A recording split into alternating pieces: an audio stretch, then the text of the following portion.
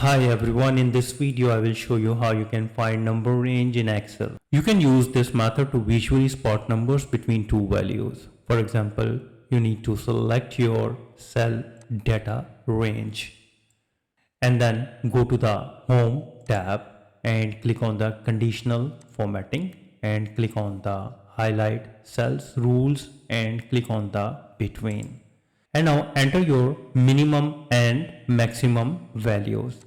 Click on that, and for example you want to find the number between 340 till 346 and click on this arrow and you can apply different color schemes.